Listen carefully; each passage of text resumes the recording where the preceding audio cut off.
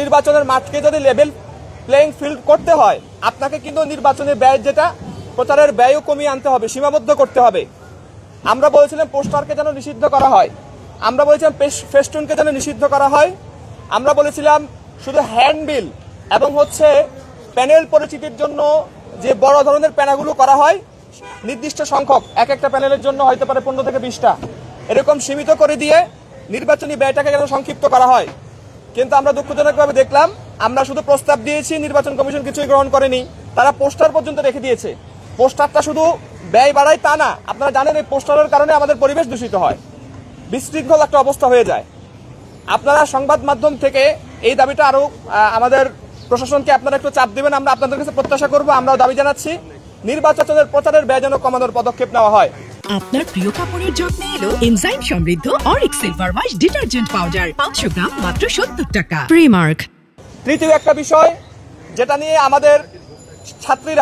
আমাদের ছাত্রীরা ভোটার তালিকায় তাদের ছবি একদম উন্মুক্ত করে দেওয়া নিয়ে অনেকদিন থেকে প্রতিবাদ করে আসছিল শুরু থেকেই। নির্বাচন কমিশন আজকে আমরা শুনেছি অনেক বেশি জোরাজোরির পরে আজকে তারা ভোটার তালিকা উইথড্র করে নিয়েছে। আমরা তাদেরকে অনুরোধ করব, তারা চাচ্ছিল যে যারা আবেদন করবে তাদের ছবি শুধু সরাবে, আমরা বলবো না, এখন প্রযুক্তির উন্নয়নের যুগ, আপনারা প্রযুক্তির সহায়তা নেন। আমরা যেমন আমাদের যে শিক্ষার্থী পরিষেবা যে আইডিটা আছে সেখানে আমাদের আমাদের রেজিস্ট্রেশন নাম্বার দিয়ে ইনপুট করতে আমরা ঢুকি, আমার নিজের তথ্য অন্য কেউ দেখতে পারে না। ভোটার তালিকাতেও এভাবে আপনারা করে ফেলেন, যার ভোটার তালিকা যার ভোটার নং সে শুধু দেখবে, অন্য কেউ দেখবে না, তাহলে আর এই সমস্যাটা হয় না। বিশেষত মেয়েদের জন্য জিনিসটা করা উচিত, মেয়েদের হলগুলোতে। এটা নিয়ে আমাদের মেয়েরা, বিশেষত যারা পর্দা করে, যারা রক্ষণশীল মেয়েরা আছে, এর বাহিরেও আমাদের মেয়েদের ছবিদের নিয়ে অনেক ধরনের ট্রল করা হচ্ছে এই জায়গা থেকে ছবি নিয়ে। এবং আমাদের যে ব্যক্তিগত তথ্য, আসলে আমরা বিশ্ববিদ্যালয়কে যে তথ্যগুলো দিয়েছি এগুলো একটা ব্যক্তিগত তথ্য, সেই ব্যক্তিগত তথ্য সংরক্ষণ করা এটা আমাদের মৌলিক অধিকারের অন্তর্ভুক্ত। এবার মেয়ে হোক ছেলে হোক সেগুলো উন্মুক্ত করে দেওয়া হয়েছে।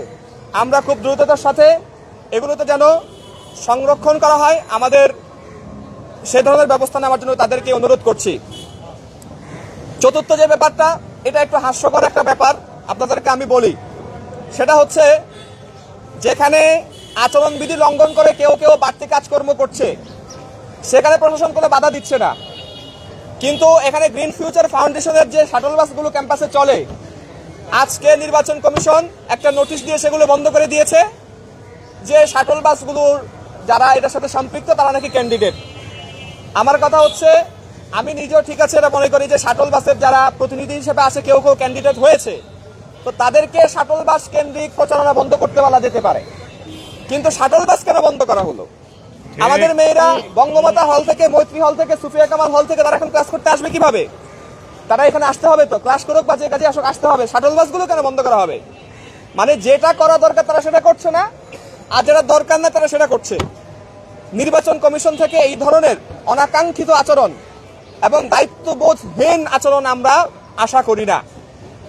আমরা জোরভাবে দাবি জানাচ্ছি মৈত্রী বঙ্গমাতা হলের এবং সুফিয়া কামাল হলের দিকে যে শাটলগুলো চলে সেগুলোকে যেন আবার ইয়ে করে দেওয়া হয়।